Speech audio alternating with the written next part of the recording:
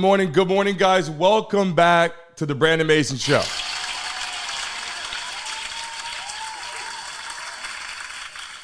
So we're here, it's July 1st. It's our first morning show back. We haven't done this in a long time, so bear with us as we get everybody back into the show. Drop a Y in the chat if you guys can hear me okay. We're just getting started back live with our morning show Monday through Friday. We'll see how it goes. And looking to get started, it's our NFL kickoff. We've had all the NBA finals now. Just so you guys know, we were live on our show in the morning. We said, hey, you know what? We got to get back to the play-by-plays. Mike, who's joining us right now, Lions Talk by Chat Sports, appreciate you, is in here right now. Said, look, why don't you try the play-by-plays? Get out there and do the games live. Never did it before. Awesome turnout. Thousands of people. It's been great. Done pay-per-views. That's been great. And now we're going back to our morning show, getting started kickoff. So bear with us as all the people start to realize, hey, the morning show is back. Everyone start joining us. Everybody start coming in as we head into our NFL season. Again, guys, it's July 1st. I appreciate you guys. Welcome for the first time into the live stream. Welcome to see what we do, the countdown right to our show. And right now, we're going to dive right into the NFL season. What's going on? News, tips, rumors, trades, all that, the whole shebang. What's going on? And the first things first, let's just talk about this. NFL schedules and games this season to keep an eye on. Everybody knows right now, obviously, what's going on with the Dallas Cowboys. They always get to a certain position. They go, what the hell is going on? Why are they not winning playoff games? What's the big issue? What's the concern? So what I'm going to tell you right now, one of the biggest things this season, the biggest games, the biggest matchup for all of you guys to keep a solid eye on is this game right here.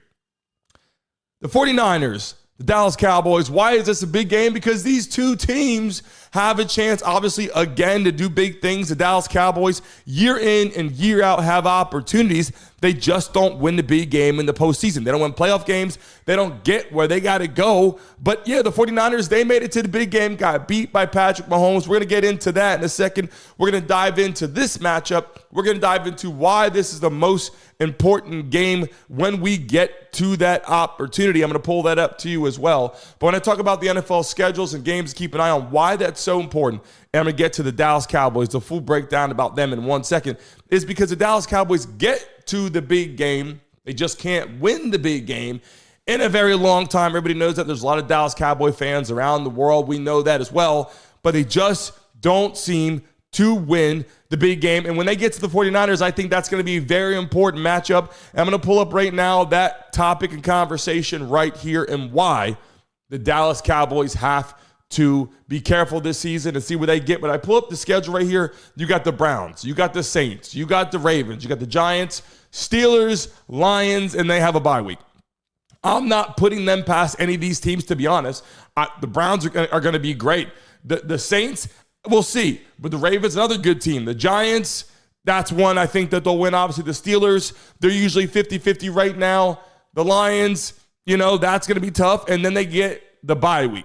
After that bye week, I think the biggest conversation and topic at hand is how will the Dallas Cowboys come back after the bye week and play against San Francisco 49ers? That's going to be a big conversation. I'm just saying the Dallas Cowboys, if they can get past the bye week, come back and beat the Niners, I believe that's going to be the topic at hand. That's going to be what really controls the destiny for the Dallas Cowboys in this season. Now, when I look at this conversation, what are the realistic expectations for the Dallas Cowboys? A lot of people want to know that. Quote-unquote America's team. You love them. You hate them. In the chat right now, drop your favorite team. Throw the dice in the chat. Everybody watching this right now, Mason Mobsters, new faces are going to start coming in as we get ready to move forward with our morning show every freaking day, Monday through Friday. Is going to be exciting. But here's the thing. When I look at these players, I look at who's there. Obviously, you got CeeDee Lamb, you got Dak Prescott, you got Ezekiel Elliott back in the lineup. But here's the concern. Even with CeeDee Lamb, I mean, he's had issues, obviously, with his mom on their Twitter talking smack about Dak Prescott. And some people go back and say, well, this happened first. There was some jabber back and forth. But the truth is, how do you have a team where your mother, father, players, family members talking about your quarterback? That's your quarterback. He's got to throw you the football.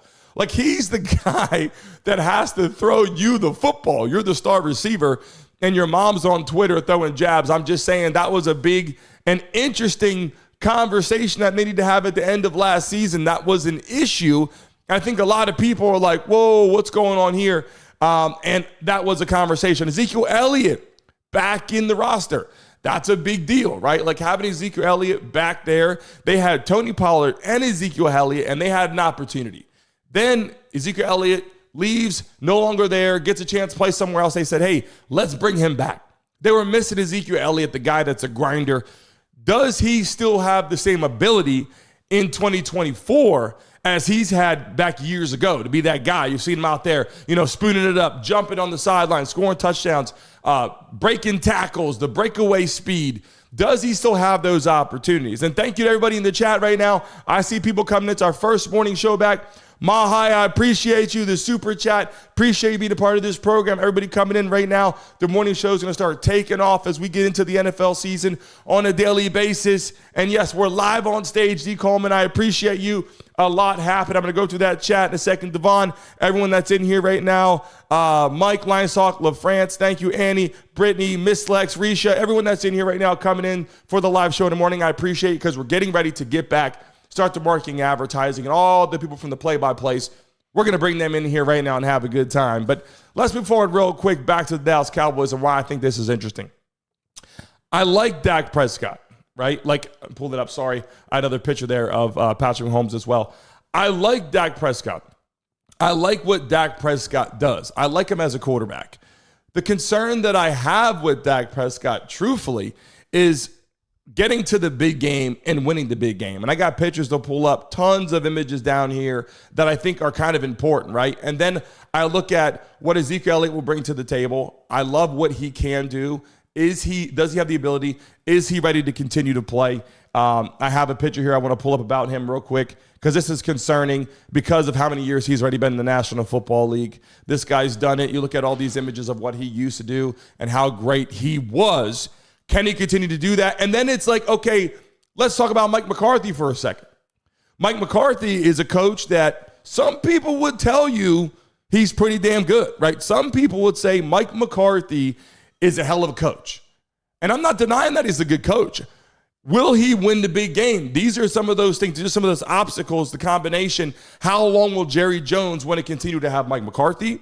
Want to continue to have Dak Prescott? $60 million or some crazy outlandish salary Dak Prescott got. And now they're saying, should we continue to keep Dak Prescott? Should we let him go? Those conversations to extend his contract.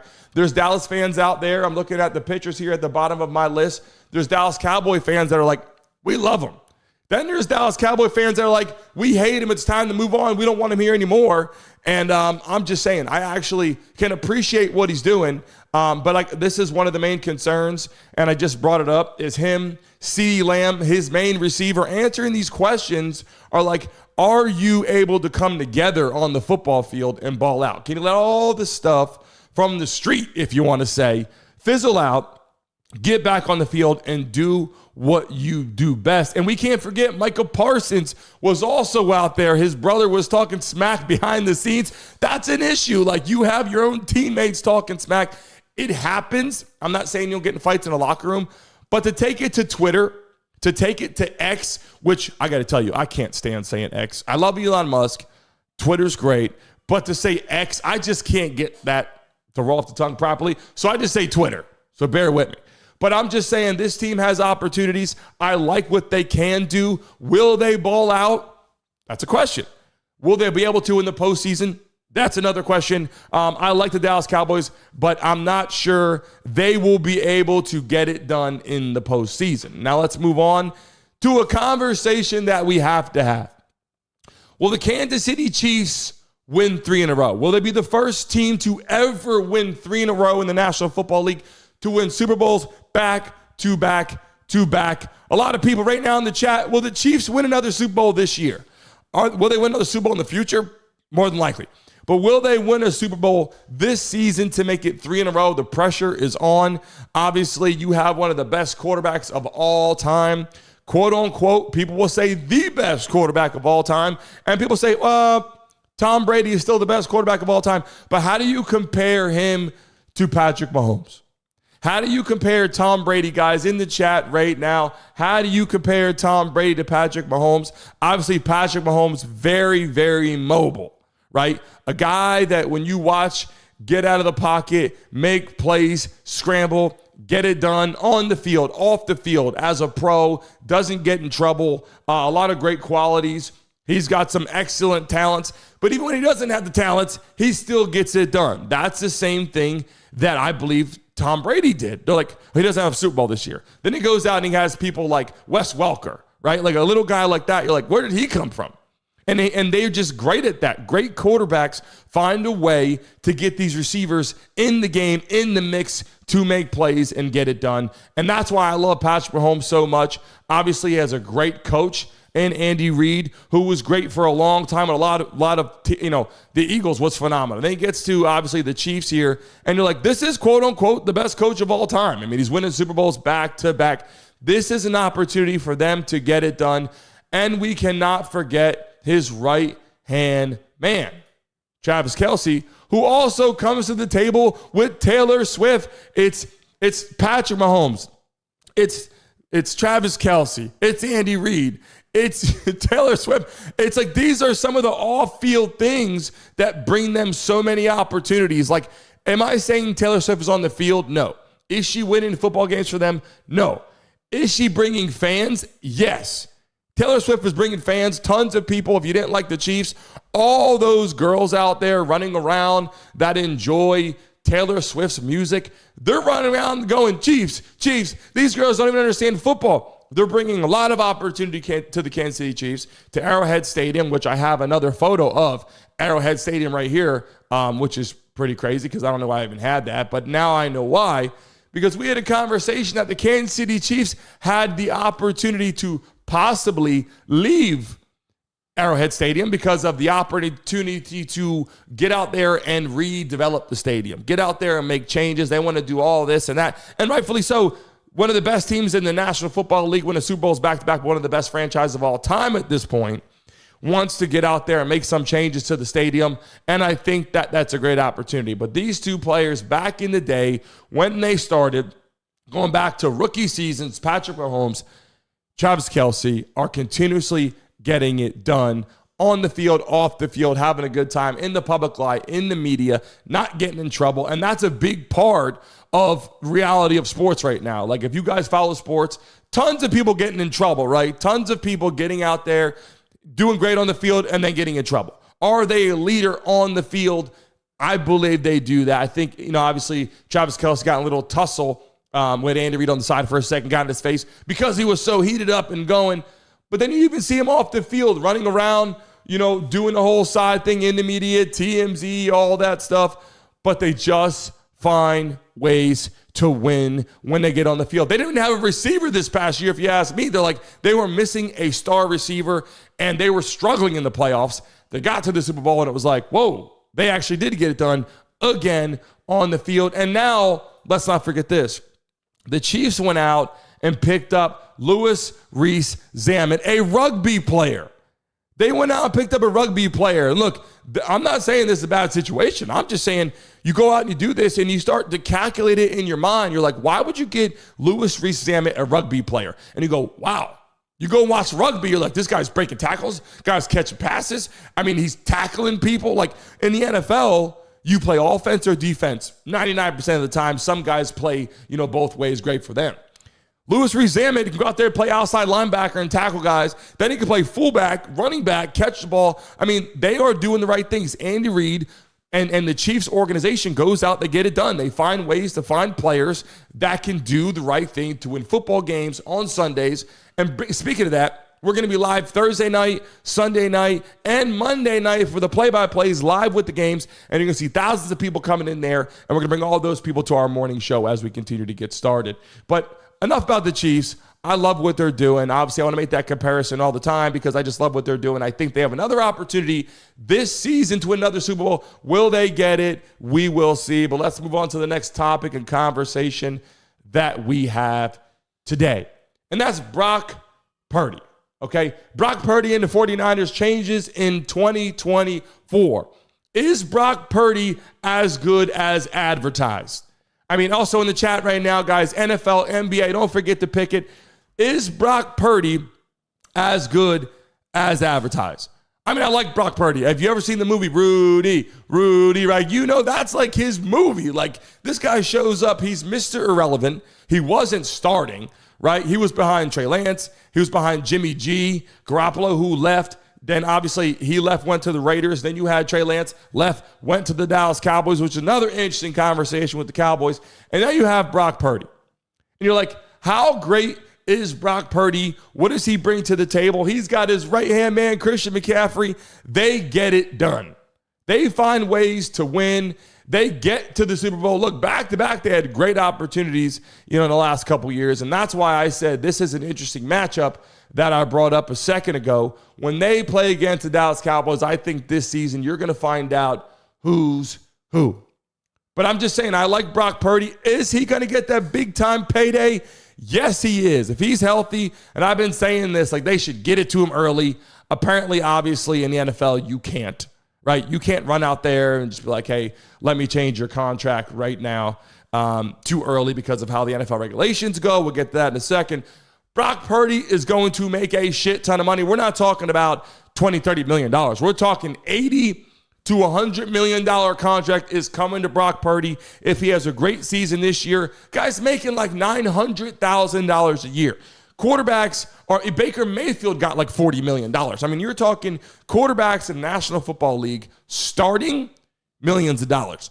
Getting to the Super Bowl, lots of money. And then almost the previous season, almost in the same position, doing the damn thing as Mr. Irrelevant. This year had a full season, got back to the Super Bowl. He's going to make a lot of money. I'm just saying, I like Brock Purdy.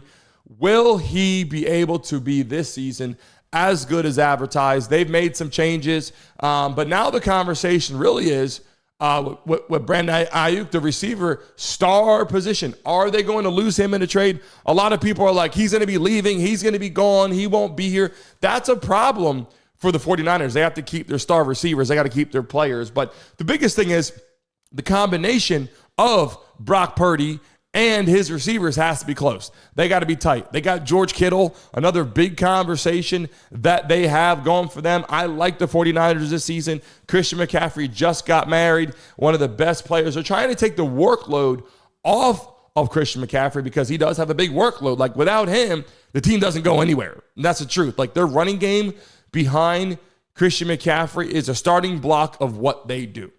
He is the founding of that offense. They hand him the ball, he can break loose any given time. He's the guy they got to go to. Pass the rock to him, and you will not be let down at all with his speed, his power, his strength. He's built like a running back. This guy is built from head to toe like a running back. I played running back. I'm 6'3". Let me tell you something. It's a lot harder. You get the ball, and you're standing up. Everybody can see you.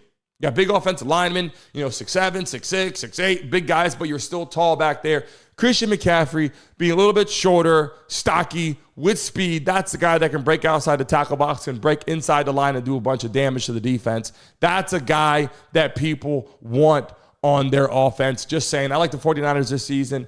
The changes they're making, little changes here and there. They were in the Super Bowl. They got beat by Patrick Mahomes and the Kansas City Chiefs. So not many changes there. Let's not fix what's not broken. The coaching position, there were some things they said at the end of the game. Hey, we didn't know about the overtime rules. We didn't know about this. That was a concern.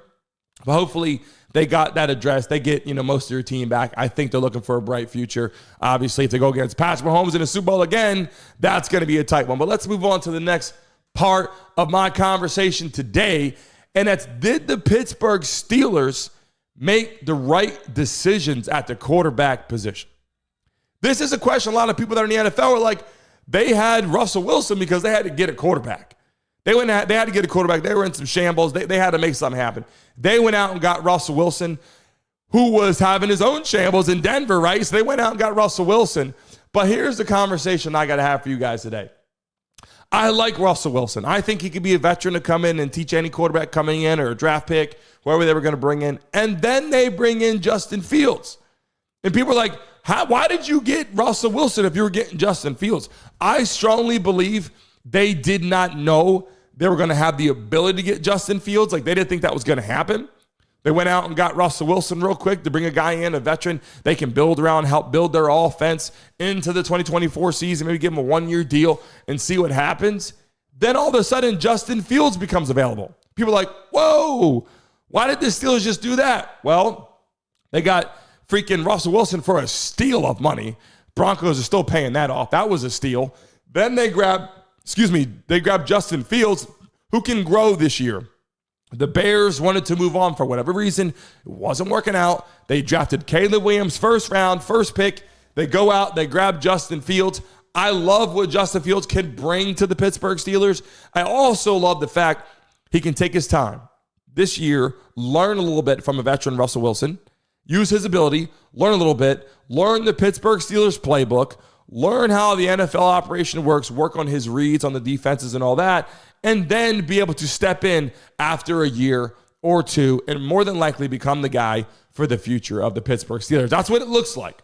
That's what it looks like right now. But it was interesting. It was very interesting. I'll pull that picture up again. I love what Russell Wilson could bring to the table, and I think realistically that Justin Fields is the guy for the long haul. And this is an opportunity. I look at this picture, and I really see what this picture symbolizes. It shows Russell Wilson. That's your guy, right? Drop the footballs in the chat. Throw those footballs out there. Throw the dice in the chat right now.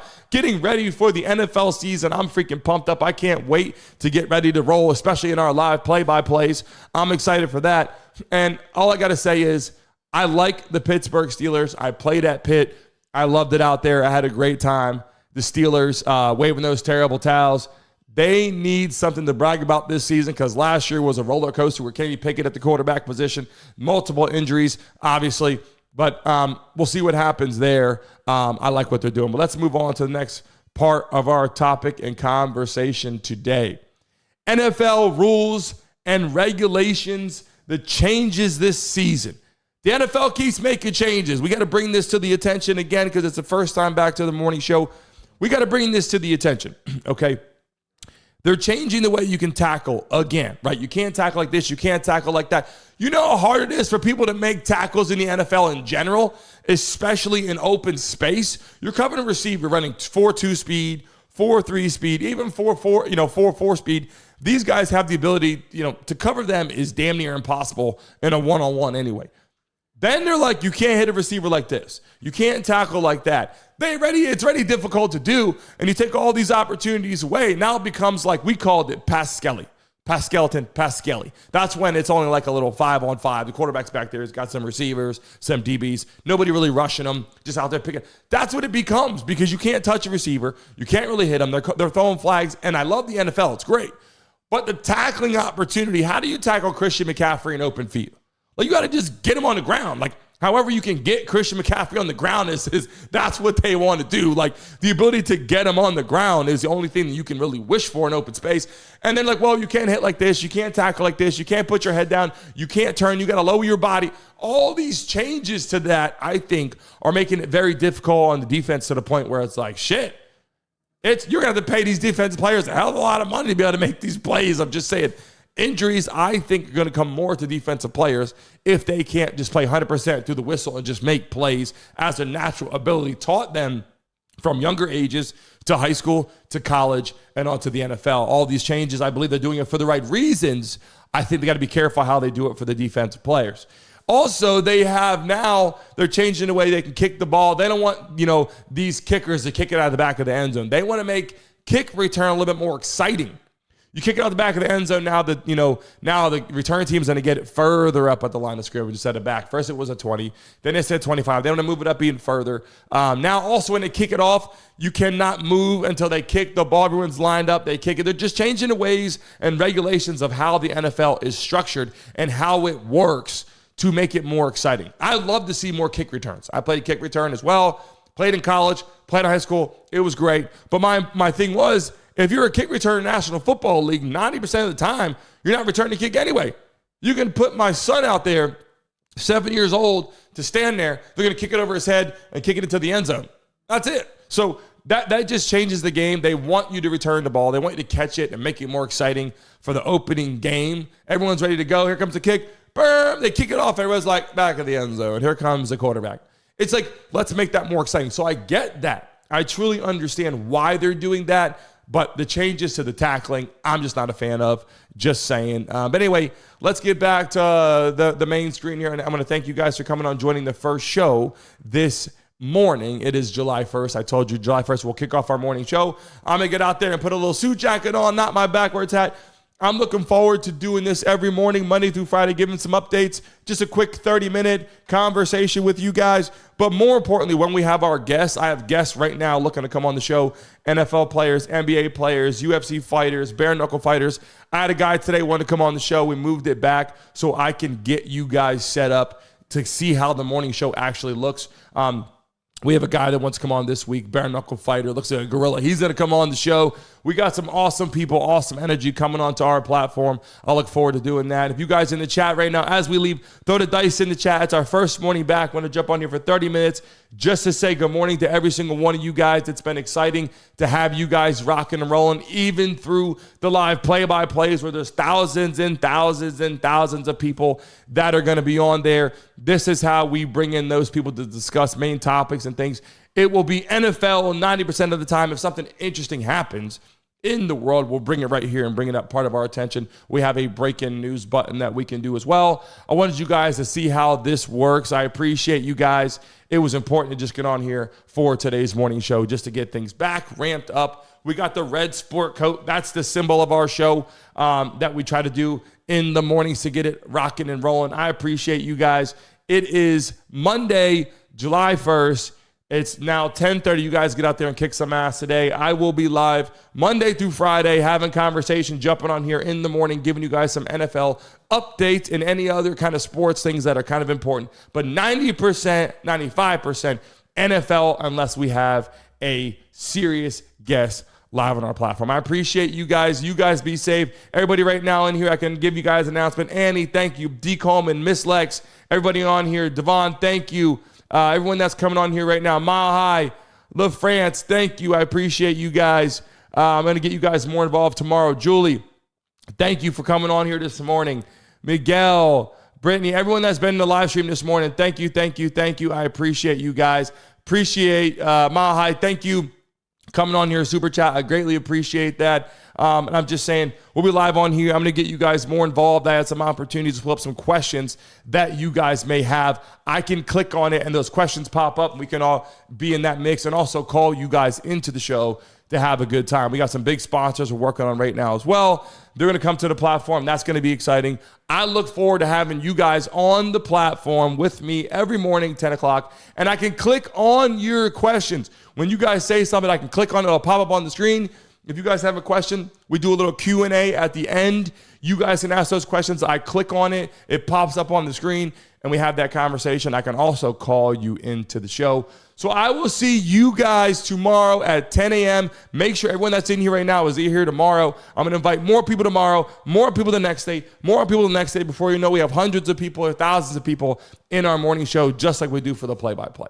I'll look forward to seeing you guys tomorrow. Enjoy the rest of your day. Again, it is freaking Monday, July 1st. Have an excellent rest of your day, and we'll see you tomorrow at 10 a.m. All love to you guys, and I will see you guys soon.